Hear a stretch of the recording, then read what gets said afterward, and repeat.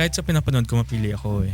Kung ano yung pumapasok sa'yo, yun yung magiging knowledge mo. Yun yung magiging part mo ng library sa sarili mo, di ba? Yeah. Gusto ko sinabi ng boss sa akin nun, sabi niya, gamitin mo tong work na to as a stepping stone.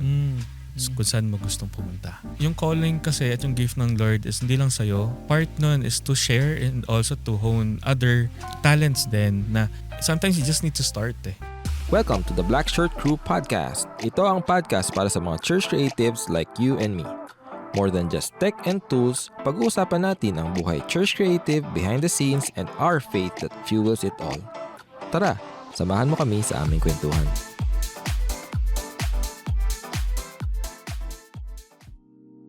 Excited na nga ako actually. Naks. Excited na. Excited.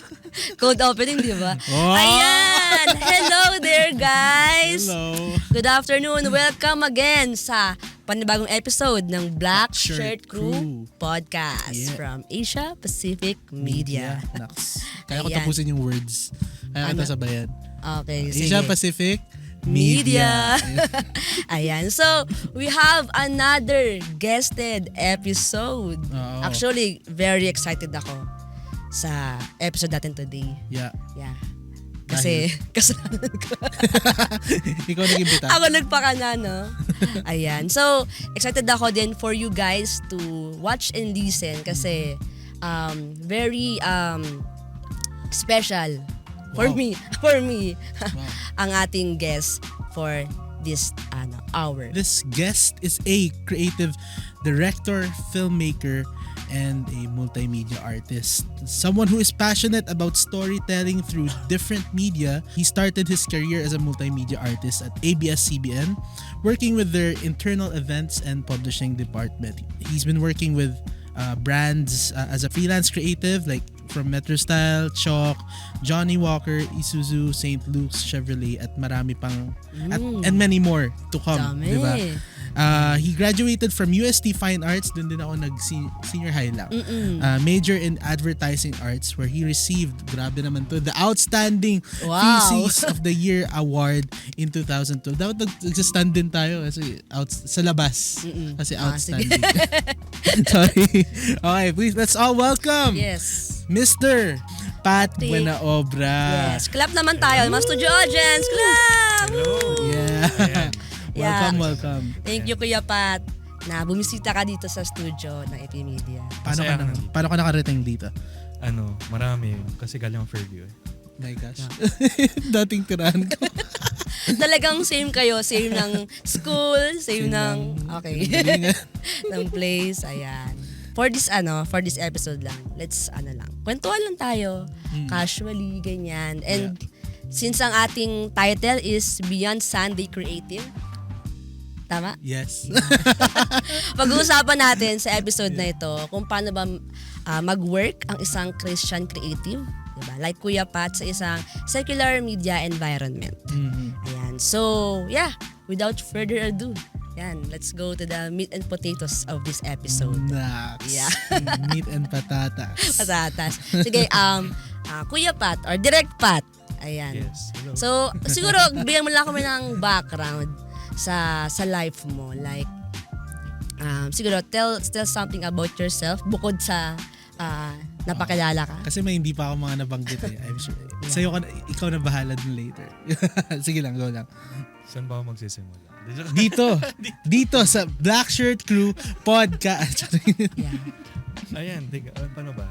Siguro, pwede mag-start kung paano ako naging Christian. Yes. And perfect. Nung first year high school ako, so dun ako nakakilala sa Lord. So for 1 year, yung parents ko talaga at yung family ko yung umaattend talaga ng church. So that time talagang attend lang ako para maglaro ng computer sa baba. Tapos yung church namin nasa taas. Diba? Ang ganda nun. Ewan ko kung business proposal yata na yun basta. So nasa baba lang ako, tapos yung parents ko nasa taas lang sila umaattend. Hanggang sa may nilipatan kaming church malapit sa Fairview. So which is yung church namin ngayon. Plug ko lang, no? So, Victory Churches of Asia. Yeah. Hello! Hi, guys! Ayan. Tapos, yung ate ko, for a year, ini-invite niya ako lagi. Naubusan na ako ng rason para hindi umattend. Seryoso, sumakit na lahat ng parts ng katawan ko, ulo. So every Sunday. And every youth service. So may youth service doon. Saya ka. Tapos alam ko kapag mga 1 o'clock na o 12 to 1, alas na yung kapatid ko. Tapos i-invite niya ako. O tara Pat, alas na tayo. Sakit ko yung yung kamay ko, yung ulo ko. Pati yung kilikili ko, masakit na. Parang kanta na yun. Sumakit. Okay. Ayan, then one time, matend ako napilit ako ni ate. So, talagang yung prayer mo sa Lord is nag-work siya during overtime. And then, one time, nung umattend ako ng youth service, right then and then, meet ako ng Lord. Doon ako mismo na nakakilala sa Panginoon. First attend ko pa lang ng youth service. Yeah. And then, from that day on, inisip ko na ano bang purpose ko sa life. Nagkaroon ako ng mga ganung mga ideas. And then, isa sa pinag-pray ko is yung gift ko and calling ko sa Lord. Mm-hmm. And then, doon na nag-start. So, nung habang na bata ako, nag-pray ako sa Lord. Iniisip ko, saan ba ako makakapag-serve sa church namin. And then, kulang yung nasa worship team at nasa media that time. Okay. So, doon nag-start yung journey. So, meron na po kayong media that time, yung first year high school kayo. Media ministry sa church. Meron. Pero starting pa lang siya. So, ano ba, nag-music team ka ba or nag-media team muna? Isa ka ba? Usually kasi mga guest namin, dumaan muna sa music team. Multi-roles. Bago na media team. Oo. So that time, nagigitara kasi ako nung before. Start ko nung high school. Pero yung available that time is yung bass. Yeah. Kasi medyo mas maraming nasa gitara at nasa vocals kasi nasa bass. Kasi mas malaki siya that time. Malaki yung mga bass. Medyo matangkad ako noon. So sabi ng pastor namin, sinong gusto mag-bass? Tapos sabi ko, ang nasa puso ko lang gusto mag-serve sa Lord. Okay. So ano bang available? Lord, sana hindi makuha yung gitara. Tapos may nagtaas nakuha niya yung gitara. So sabi ko, sige. So dito ako sa bass. And from that day on, sobrang na-inlove ako sa bass. Wow. So doon nag-start din yung journey ko sa worship team, sa worship. Okay. Up until now, totoo pa rin na bago ka Media, mag-worship team ka muna. Yeah. Stepping stone Parang natin. kultura na talaga siya no? Sa ministry. Ayan. Yeah. So, ibig sabihin po, nung nakakilala kayo kay Lord, meron na agad kayo desire to serve agad-agad or meron pa rin siyang gap, years, ganyan? Kasi may gift na ako noon before. So may na ako mag-drawing. Talagang into arts kayo. No, so meron akong tanda ko na meron akong mga sketch pads before. Yeah. So nag-drawing ako ng mga sikat na anime before in the 90s. Really? Tapos nung nagse-serve na, lahat naman tayo ko nasa loob na tayo ng church, 'di ba? Gagamitin ka ng Lord kung saan mo ikaw mismo gusto matuto at kung saan ka passionate. So nag-start ako nung bata pa ako sa worship team. And then aside from nun, bago pa mag-media, may arts and crafts pa ng ministry sa church. Diba? Okay. Like, magtuturo ka? Or Yung mga stage design, ganyan. okay. So Arts and crafts, yeah. merong mga, kaya may maliit na gathering. So, kailangan nilang design sa stage. Ngayon, so mag-design ka ng mga start ako mga art papers, post-its. Ganyan. production design. So yun yung pinakauna kasi yung pinaka-available. Wala pa Yeah. yung mga ibang nasa Photoshop or video editing before. So from scratch talaga siya. Yeah, okay. So, ilang years ka nag-serve sa worship bago mapunta sa media? Media po ba kayo ngayon? As in, ministry nyo sa church as of now? Both worship team and then media. Grabe.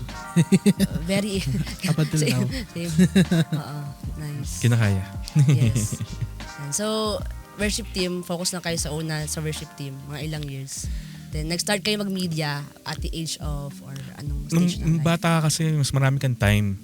So, aside from tumutugtog ka every Sunday, after nun, anong gagawin mo na? So, naging literal na talagang tambay ako ng church.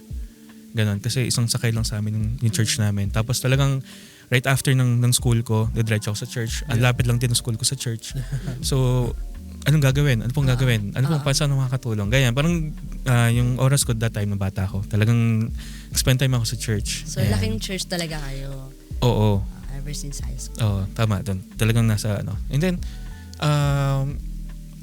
merong missionary na galing sa ibang bansa pumunta sa amin, nagturo siya ng media.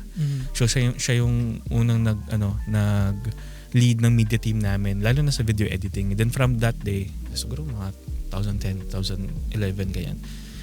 Binuo niya yung media team namin.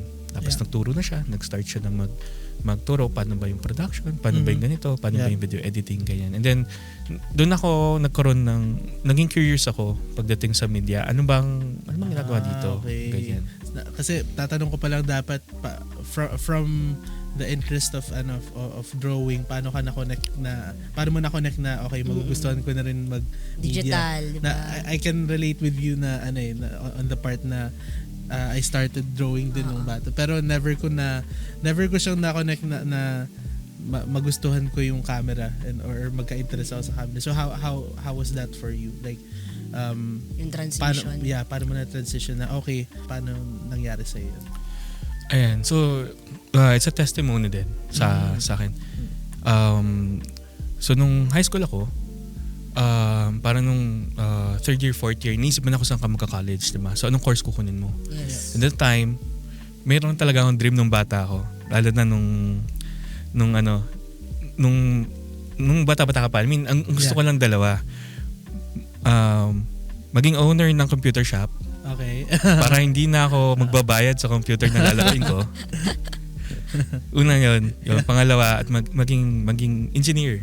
And computer engineer. Computer So more nasa computer. Ganyan. Okay. Pero yung dalawang yun, sabi ko, parang pwede yun pag nag-college ako, kunin ko yung mechanical o computer. Tapos magtatayo lang ng computer shop. Ganyan. Tapos kasagsagan kasi ng mga computer games noon nung time na yun. Yes. Lalo na yung mga online games talaga. So nung bata-bata pa ako, talagang todong laro din ako nung before. So ngayon, so nung nag-pray ako, Lord, ano bang kukunin ko? Ito yung mga courses. Yeah. So pinag-pray ko. Hanggang sa lagi akong binabalik ng mga leaders ko.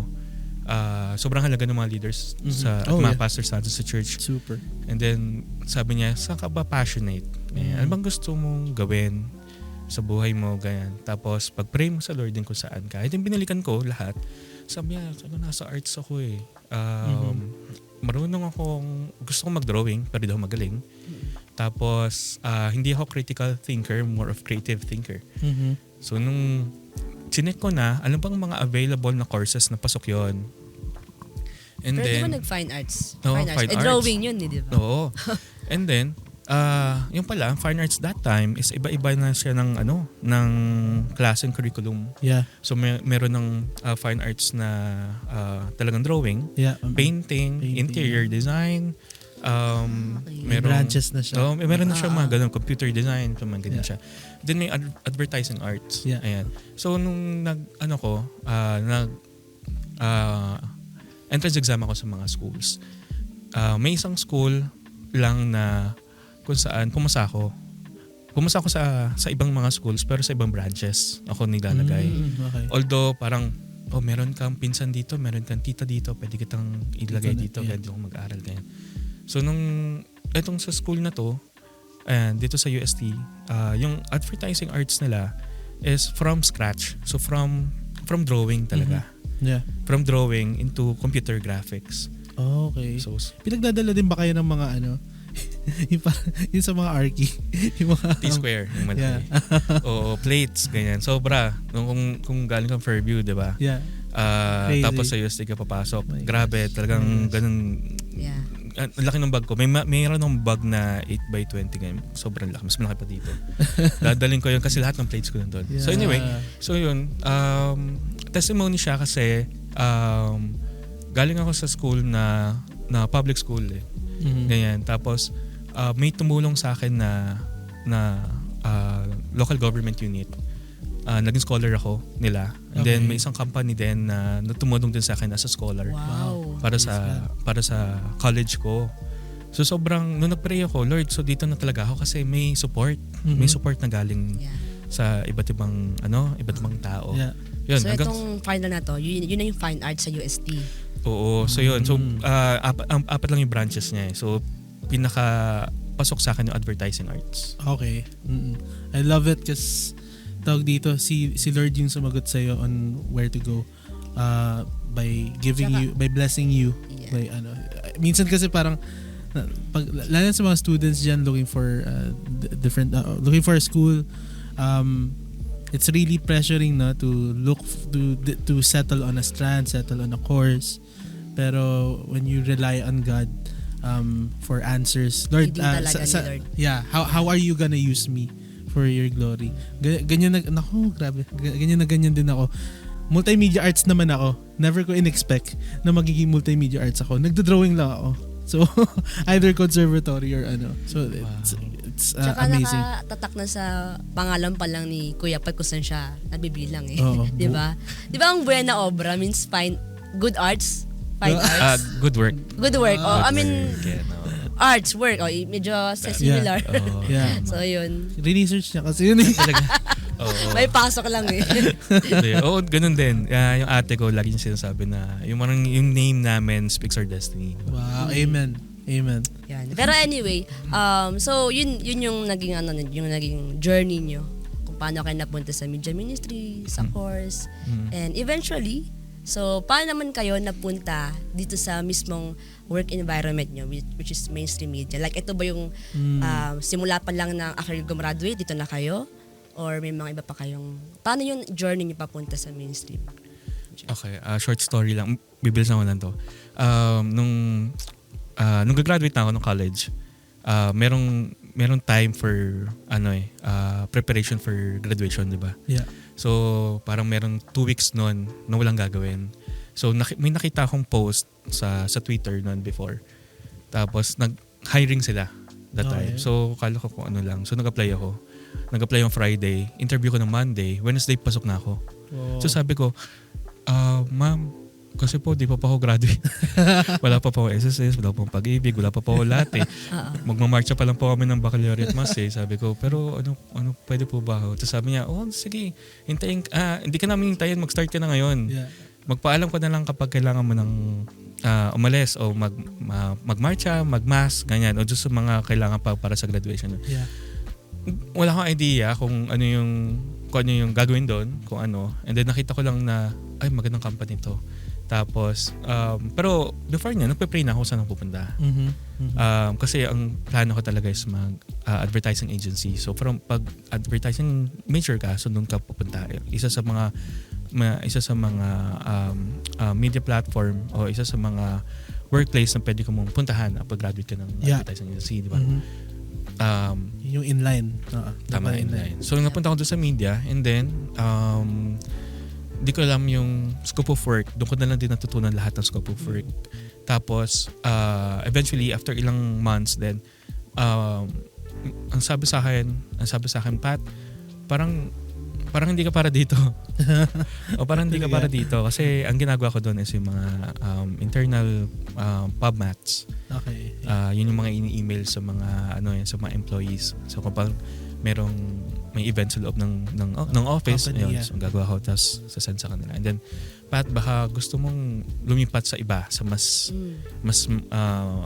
malaki yung scope ng work. Ganyan. Malay mo, tinama din.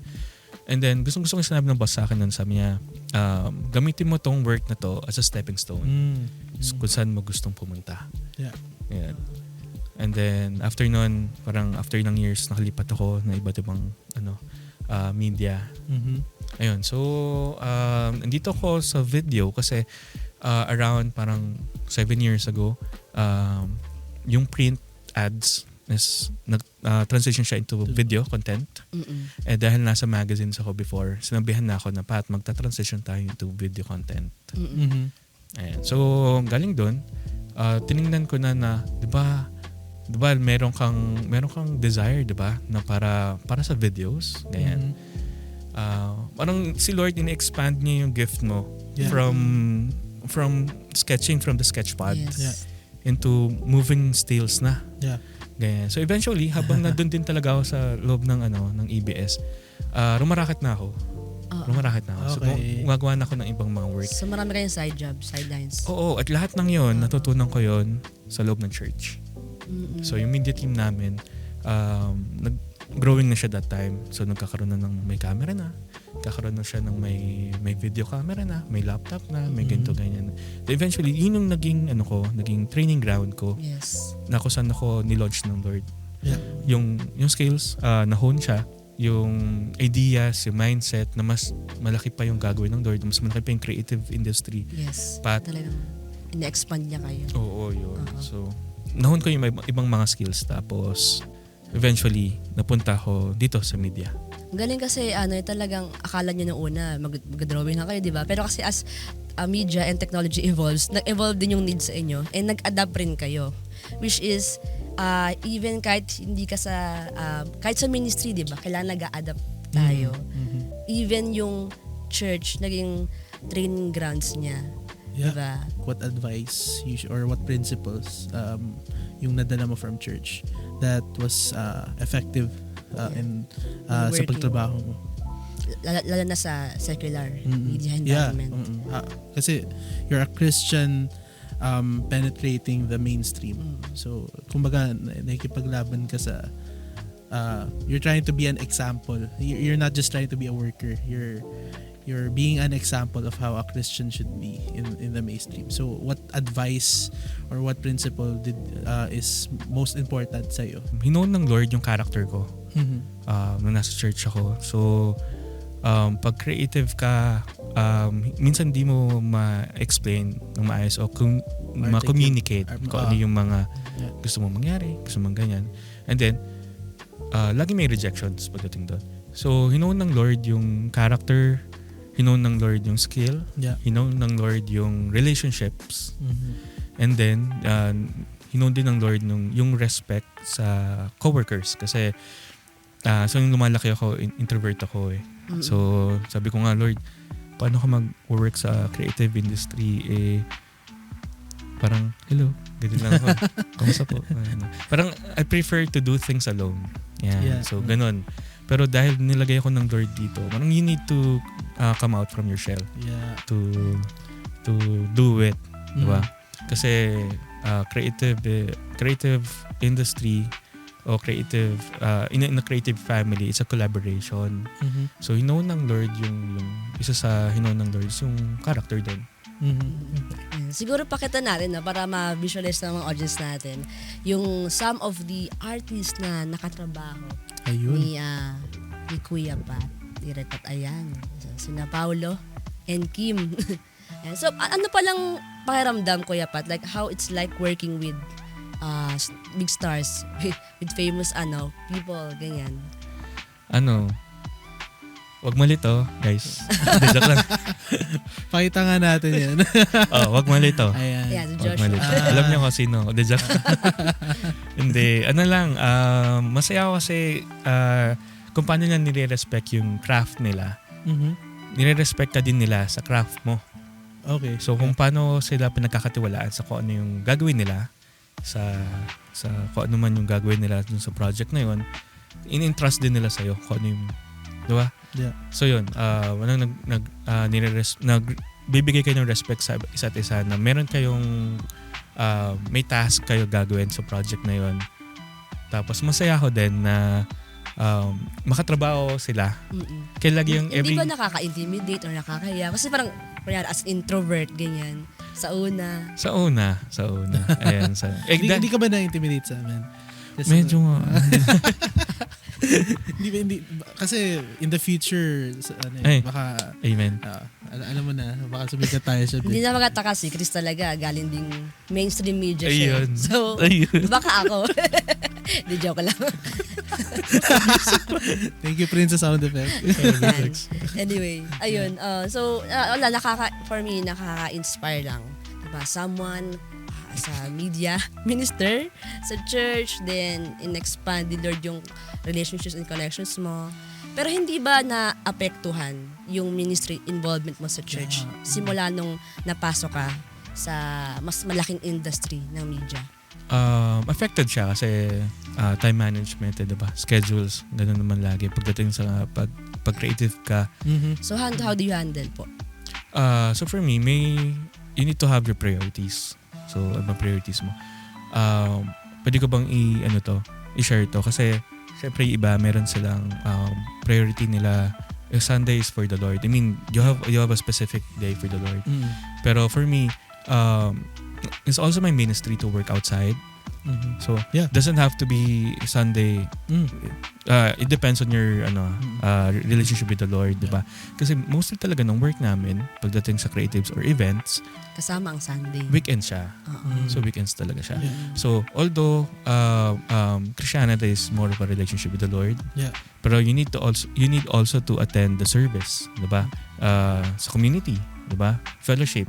So, yun yung ayaw naming mawala every time na may work kami every week. So, lagi kami may gathering, lagi kami may fellowship, lagi umattend dapat ng church. Dahil yung sa church namin, meron kaming Thursday midweek service. Before, meron kaming Saturday service. Then, meron kaming Sunday service. So, sa dami ng services nyo, imposible hindi ka maka-attend. So, you need to attend the service. So, yun lagi sinasabi nila. And it depends on your relationship with the Lord, di ba? Na sila, Sunday is for the Lord. Sunday is for the Lord, di ba? Pero sa atin, for those who have a relationship with the Lord, every day is for the Lord, di ba? Yeah. That's true naman. Even Sabbath, di ba? I mean, hindi naman talaga Sunday. Yung Sabbath, hindi naman talaga Sunday talaga, di ba? Yes. But We just need to choose one day, di ba? just Over one the day. week para mag-rest. And that's you and the Lord, di ba? And that's you and the Lord. Yes. And sinabi niyo naman po na umattend kayo ng mga midweek services. So, hindi pa rin nawawala yung fellowship. And iba yung gathering. I think it also depends sa sa conviction. Di ba? Na binigay sa That's the term. Panginoon. May ganyan-kanya tayo eh, di ba? Na binigay si Lord na conviction for us for us to feel convicted too. Yeah.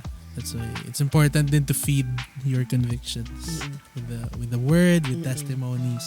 So with that pala, Direk Pat, since nabanggit mo nga na parang so mostly Sundays wala ka sa church, ibang araw ka na sa church. Nag-transition na eh. So yung mga first years ko talagang wala usually.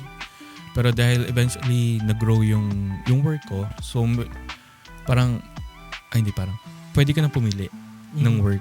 I mean, before ikaw yung naghahanap ng work, ngayon yung work yung dumadating sa'yo. So ngayon meron ka ng chance na pumili ko ano yung mga work na gusto mong pumili.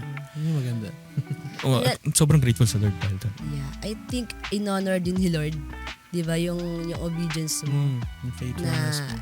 Siya na yung nagbigay ng opportunity para ma-prioritize mo rin yung Sundays, di ba? Or yung ibang gatherings.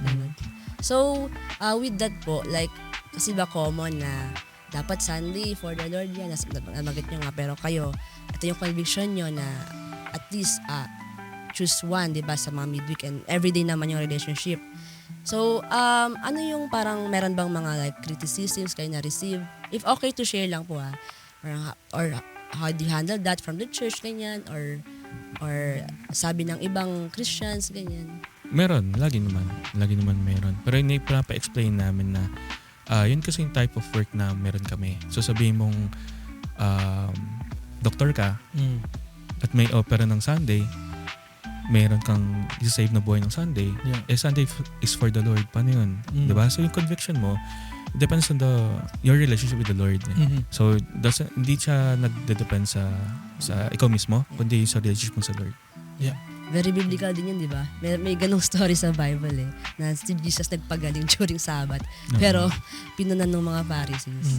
Tama. So I think we just need to be sensitive din with each other's calling and conviction. Yeah, and it's another thing din to be firm about your convictions pag sinasabi mo siya. Kasi of course, Sunday is the most what can you say? Parang default gathering na for workers, for attendees. But it's not it doesn't automatically mean that you're not serving if you don't follow the default na ano. So it's more on if you can parang establish your case well, or you are firm sa kung on how you serve the Lord, at anong usapan niyo ni Jesus. Edi I don't think no one can ever take that away from me na ito yung namin ni Lord. This is what the Lord told me to do. And I think that the right pastors are gonna respect that. Yeah. I think fully supported din naman, di ba, ang leaders ng church niyo po sa inyo. And I also, balikan ko lang, I like yung sinabi ni Kuya Pat kanina na yung ministry, hindi lang sa loob ng church yan. Di ba? Even outside, pwede kang gamitin ni Lord. So with that po, nagkaroon ba kayong mga opportunities na magkaroon ng faith conversations with the artists na nakakatrabaho nyo, or even mga staff, crew? Before nasa ABS-CBN ako, meron siya lang ABS-CBN Fellowship. Wow. So doon nagagather yung mga Christian na mga employees, ganyan. And then minsan meron silang mga guests na yung mga artista din na Christian. So yung mga nakilala ko doon, yung iba doon nasa industry pa rin hanggang ngayon, nakakasok ko pa rin. So meron kaming mga minsan nagkikita kami, tapos nag-invite kami ng iba pa. Okay, yeah. And then the best representation is your testimony. Yes. Is you being there. Yes. You being Showing having quality work, being professional, Yes. being respectful, Yeah. being marunong mag-collaborate, marunong mag-communicate. Yan. Ikaw pa lang mismo is a testimony na doon sa mga ganyan. Yeah. There this one time na so nag-pray kami bago mag-start. Then sabi nila, ba't kaya mag-pray? Kasi Christian din naman ako. Then doon nag-start yung nag-start yung conversation namin. Kasi meron akong relationship sa Lord. Meron din naman ako eh. Sige, teka, usap tayo mga. Parang seed na natanim. Galing eh. Oo. Unti-unting nag-boil up yung curiosity na ba't di ba ka mag-pray? Diba? Parang bakit ganun? Ba't pati yung mga word? Joke lang. Nag-pray lang. Pagkain lang pala. Yeah, meron siya sabi sa akin before na they asked why are many people who aren't Christian successful? Ang sinabi sa akin, it's because they carry the principles of God even though they don't believe. So if you carry the principles of God and you believe in God, how much more, diba? Tapos that's the best way, I guess, that's the best way to tell people, no? It's parang kumbaga parang show not tell, diba? Yes. You show, you don't Best tell. way to tell people without telling them na you're a Christian, Yeah. na you're a believer and follower of Jesus. Yeah. Yes, tama yun. Even in diba, in making films, diba, I think it's also one or writing a script, no? Rather than doing it in dialogue, you show iba Show, yung don't tell. Yeah, show, don't tell. Totoo na ko hindi dito. Tama. Foundation yan. Yeah. Ayan. Meron talagang, even sa loob ng ABS-CBN, may fellowship. Yeah, and nakaka-invite din kayo ng ibang tao. Pero syempre, actually mainstream media industry know yan as sa toxicity, di ba? Kasi ang daming mga projects, di ba? So, super busy, maraming pwedeng makompromise. So, ang lakas ng aircon. Tama ba? Minsan. Kaya laging may jacket. Nakakapagsakit. Pero yun nga, lahat nandun na eh. Even mga temptations, ganyan. Kasi iba-iba ng personality, beliefs. So, as a Christian creative working in that environment, paano nyo siya na-handle? Like, or pwede kayong magkwento experience nyo, may mga times ba na almost mag-compromise? Or if hindi, at paano nyo siya nilabanan, ganyan? Nilabanan ko. Nilabanan. Hindi, lagi kang may chance na pumili. Lagi kang may choice yan sa mga projects. So, marami akong projects na, lalo na pagdating mo sa film, na nag-start ako, siyempre kailangan ko muna magpa-shadow, ganyan. So, kailangan ko muna magpa-patawag ng training. Yeah. So, training ako. So, naghanap ako ng mga director na kung saan ako pwede mag-train. And then, mapili talaga ako pagdating doon. Kasi, kahit sa pinapanood ko, mapili ako eh. Kung ano yung pumapasok sa'yo, yun yung magiging yun yung magiging knowledge mo, yun yung magiging part mo ng library sa sarili mo, diba? So parang ang bawat director, writer, o kahit creative person, meron silang mga library of ideas, concepts, ganyan, napanood ko to, naalala ko to, narinig ko to. Yung lahat ng mga ganun meron tayo, diba? Yeah. Alam ko lahat kayo, meron kayo mga bookmarks, diba? O nagsisend din ba kayo ng mga reels na gusto niya sa profile niyo mismo, diba? Sa messenger, diba? So lahat tayo may ganun. So, dun sa mga work na ganun, alam ko na kung saan papunta lagi. Ayan. So, most likely, pumipili ako nung pasok sa ano ko, sa values ng Lord, sa pagiging professional mo, sa character mo, sa kung saan mo gusto pumunta na journey mo. So, maraming times talaga na yung mga projects hindi maganda. So, parang through the years din ng work ko, nakikita ko na saan papunta yung mga ganito ganyan. Yeah. Parang wisdom na rin yun kasi you pick your battles, no? Yeah. So, then there's one time. So, sinama lang ako. Tapos, hindi ko alam kung ano yung shoot. Mahirap yung ganyan. Ayan. So, hindi ko alam. So, dahil kaibigan ko yung nagsama sa amin, tapos punta pa kami probinsya, ganyan. So, hindi ko alam kung ano yung shoot. Yeah. Ngayon, doon mismo, sabi ko, bro, ano mo ito yung shoot natin? Sabi niya, basta may mga scenes na ganyan. Bro, pasa ko dyan. Gagano lang ako. Pero kaya laki niya as Christian. Oo. Tapos sabi din niya, hindi rin din pala niya alam. So, nung Christian na kasama ko. Yeah. So tatlo kami nun. Nung Christian kasama ko, DOP. Tapos ako, camera op. Yeah. Tapos siya mismo, hindi din pala niya alam. So nag-uusap kami, baka pwedeng ayusin yung scenes. Makialam na tayo, baka pwedeng ayusin natin yung ganyan. Eventually, hindi siya naayos, pero ginawa namin kung ano yung kaya lang namin gawin. Hindi kami nag-join dun sa mga parts na hindi namin dapat. Kasi ma-eksena na. Tapos hindi talaga. Sabi ko, kung pwede lang umuwi pero yung director kasi yung may service pa uwi So, wala kami nagawa. So, paano nangyari? Hindi kayo pinagalitan?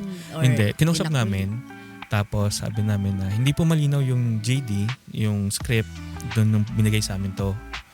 So dahil hindi malinaw yon, hindi namin alam pa anong gagawin. Pero andito kami to help. Sabi namin, dito kami to help. Doon sa mga scenes lang na kaya namin, na pwede namin gawin. Okay. Ganyan. So eventually, ginawa nila, tinuruan na lang namin sila. Yung gamit namin is pinagamit namin sa kanila kasi gusto nilang matapos lang yung scenes. Ang rude naman kung uwi kami bigla, di ba? Yeah. O alis kami bigla, hindi namin papahiram yung gamit namin. Hindi. To be professional, hindi lang namin kaya makita at maging part nung directly. At nung natapos yun, pwede bang wag mo na kami lagay sa credits? Oo nga. Nilagay ba kayo? Hindi ko alam Hindi ko na nakita. Yan. Hindi ko na pinanood. Hindi niya pinanood yung buong hindi project? ko na... Ano ba ito? Movie o series? Shorts lang to. Short lang to. Kasi pag, syempre, starting creative ko sa field, laging may mga collaborations. Ayan, collaborations. Mag-iipon ka ng mga credits mo to learn, experience, diba? Ito, no pressure to. Pero, nasagot ba ni Lord sa'yo kung anong purpose nga ba? Kung ba't nilagay ka niya doon? Nilagay ako doon ng Lord. Feeling ko parang mas malaman ko kung ano yung stand ko. Okay. To be more firm. Parang sa wilderness. Kasi ang habol namin doon talaga is experience. Ako, experience tsaka network. Diba? So, kailangan mo magpakilala sa iba. Kailangan mo muna tumulong sa kanila. Collaborations. So, rising studio kasi siya. Rising film studio And siya. that time po, starting pa kayo o hindi naman? Starting din. Oo. Sa industry. Parang tested by fire kayo. Hindi ko makalimutan dun. So, alam niyo yun kung sino kayo. Pero yun din yung hirap, no? Kapag talagang beginner ka, starting ka sa industry na ganyan. Talagang matetest yung values mo, yung beliefs mo. Kasi kung umalis ka dito, hindi ka sumali, ang masacrifice yung opportunity na mag-grow ka and tumaas ka, di ba? Yeah. Di ba? Syempre, pleasing the crew, the director. Pero, ang gusto ko sa ginawa ni Kuya Pat na film sila even, ang maganda dyan, may kasama siyang Christian din kasi, di ba? Nagtutulungan, naghatakan kayo na wag magpadala wag mag-compromise. Lang ako kasi, firm sila sa decision na kausapin. Yeah. Kasi may takot yun na pag kinakausap ko, baka itakwil na kami sa production. Wala kaming pay, wala kaming, or kahit sa, syempre yung industry na yan, connections yan, networking. Parang bad record ka na pag tumanggi ka. Pero buti naintindihan nila. Kasi kailangan maging, ang ginawa kasi namin, hindi kami nag-say no totally. Yeah. So parang we will help you to the scenes na kaya namin gawin. And, pero ito lang talaga. Yeah. Ganun. May compromise ito, lang. Baka pwedeng ibahin nyo, ganyan. Pwedeng hindi ganyan. Ganyan. Yeah, I think encouragement din yan sa lahat na naman nagbabalak din, di ba? Pumasok sa industry. Or even, wala sa industry pero may mga moments na nagda-test yung faith nila. Yeah. Na talagang mag-stand firm ka lang sa belief mo. Yeah. And si Lord yung gagawa ng way na hindi ka naman talaga totally ibabagsak. Like katulad kay Kuya Pat, nag-stand firm sila. Siyempre, not totally no, pero nakipag-negotiate sila. And ang ending, okay naman sa director, di ba? Sa production, not totally ni-remove sila sa prod, di ba? Yeah. So, standing firm and standing firm. hearing from the Lord. Kasi pwede kasing i-push mo lang na hindi, Christian ako, I will not aalis na lang kami. Di ba? Pwede ganun. Yun din kasi nagbibuild siya ng testimony niya, di ba? Pero yung ba yung pinapagawa sa'yo ni Lord nung time na yun, di ba? Yun yung question eh. We can keep going to the extremes, pero yun nga ba yung inaano sa atin ni Lord, inuutos sa atin sa moment na yun. So, I'm very happy na you're one of those people, examples that don't go to the extreme. You wait for the Lord to before you act. And dagdag ko lang doon sinabi ko sa kanila na hindi namin ayaw yan dahil Christian kami. Dahil ayaw lang namin yan. Kasi lagi nababranded yung Christian as ganon, di ba? Hindi Christian yan, kaya ganyan. Dahil may relationship mo sa Lord, di ba? It's a lifestyle. Yeah. Relationship mo sa Lord is a lifestyle. At lahat ng yon, yung character mo, yung values mo in life, lahat yun kasama doon sa relationship na yun. So hindi lang siya branded as Christian lang kayo. Dahil Christian yan. Ay, hindi kasi Christian yan. Hindi siya, parang hindi maganda. Diba? Yeah. Dahil yun yung stand mo. Diba sa industry na yan, syempre, mabibigat yung mga standards, diba? Excellent standards. So may paano naka-affect naman yung standards na hinuhod mo sa itong secular work mo sa pag-apply sa media ministry sa church? Or vice versa? Or simply yung question, may pinagkaiba ba yung standards? Siguro yung kasama, environment, tapos yung collaboration. Yeah. Siyempre, iba yung kapag kasama mo sa church is yung mga pares kayo ng faith, pares kayo ng perspective sa buhay. Lalo lang kapag yung mga nakasama mo may mga pinagdaanan na rin kayo. Together nung kakasama kayo. So, alam mo na kung paano siya magtrabaho. At alam mo na kung paano magtrabaho yung ibang nasa secular world, nasa labas. Diba? Meron akong may isang production na sinasamahan. Every time kasi na masama ka sa mga production ganyan, nahabol ko yung experience, gusto ko matuto. So tinatanong ko lagi yung mga director, tinatanong ko yung mga natuto akong chumika from introvert natuto akong chumika, magsalita, magtanong ganyan. So merong isang project doon na yung director, kinukulit ko talaga siya. Tapos sabi niya sa akin, wag daw ganyan. So iba kasi yung environment nila na ang learning process nila is after pala ng work. Not while working. Yeah. Hindi ka tulad sa church. While working, andun yung learning process. So may mga ganun.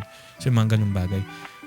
Malaking bagay sa amin is hindi nako-compare, kundi nakikita namin kung ano yung dapat na ginagawa professionally sa labas na pwede namin gawin sa loob. So yung mga ganung mga traits, values, yung mga ganung mga skills din, gusto din, ina-apply din namin sa loob. Ay, ito yung gamit ng camera sa labas. Na-try ko na yung composite na yan. Ganito. Ay, ito yung lens na sa labas at dito.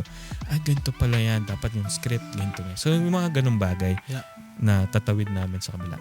Yung I guess, organizational, mga technical things we can bring into the church. Benefit diba? Yeah. Pag church naman, we can bring in the values, of course. Values that we, So, nag-work together talaga lahat. Yeah. Diba? Hindi pwedeng dito ka lang or doon ka lang. It's black and white. Yep. So, yun, kwento na ni Kuya Pat, yung kanyang karanasan, di ba? Sa... Ganun parang MMK. Nakwento na. Baka nanonood si Miss Charo. Wait lang. Dahil dito si Kuya Pat. Ayusin mo, Chris. Hindi ko kaya magbiro ngayon. Okay. Sige, go. Dear Mel. Ay, sorry. Hindi. Sige, ayun. Okay, going back. Okay, going back. Okay. Punta naman tayo sa realities ng isang church creative working ng media industry. Pagdating sa meron bang mga halimbawa common misconception? Di ba matagal? Ilang years na sa industry? Mga 10 years. 10 years na. So, and along with that, sabay nun yung media sa church. Tama po ba? So, para siyang ongoing. Para kayong active. So, ano yung mga common misconceptions ng church pagdating sa field nyo? Yung ministry namin is part of our work outside.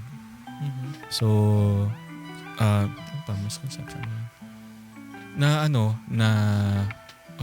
hindi lang sa amin kapag ngayon this time na nasa ministry kami, so hindi namin na tinetake siya as parang training ground. I mean, training ground siya, pero this time parang quality work na yung pwede namin ibigay.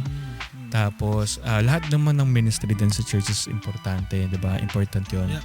So syempre siguro din sa amin at sa ibang mga churches may mga priorities lang yung mga church, which is kung paano gagana yung buong church. This time kasi na modern era kasama na yung media. Yeah. Talaga, lalo na kapag may live streaming, may posting online, so kasama na siya doon sa ano ba siya, necessity? Hindi. Kasama na siya doon sa essential na ministry ng church para part na siya ng growth ng isang church. So kasama na yung media doon. Yeah. So aside from the worship team, aside from the preaching the word, aside from the iba pang mga parts ng ministry, kasama na yun. Feeling ko yun lang din na yung ibang mga nagmi-ministry din doon is yun din ang ginagawa nila sa labas. So hindi lang natin ginagawa to out of our ministry sa Lord, kundi some of us, it's our profession outside. Yeah. So yung binibigay nating quality ng work sa Lord, alam ko na mas mataas din, 'di ba? Kasi katulad din yun ng ministry na ginagawa natin sa labas. Were there times na you had to say no to ministry para to say yes to your profession? May mga times ba na maraming times kasi isipin mo kung ano yung priority mo. Yeah. 'Di ba? So ibang priority ko the season. Ganyan. Ibang priority ko ganyan. Sabihin natin ganito, for the last year I've been building my team. So yung Profound tsaka yung Studio Delight Manila. So sila na mismo yung front ko. 'Di ba? Pat, kailangan natin ng ganito. Meron na po akong tao para gumawa ng ganyan. Yeah. Sila po yung sila po yung tinrain ko, trusted ko para gumawa ng mga bagay dito. So the same time, yung calling kasi at yung gift ng Lord is hindi lang sa'yo. So part nun is to share and also to hone other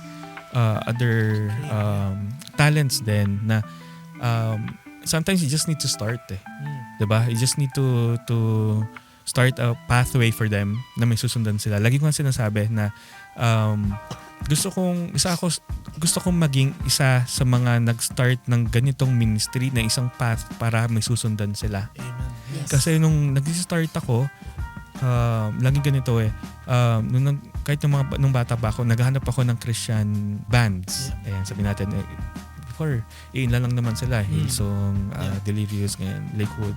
Diba? Wala bang medyo rockers dyan na Christian? Siyempre, bata ka pa lang nun, diba? Yeah.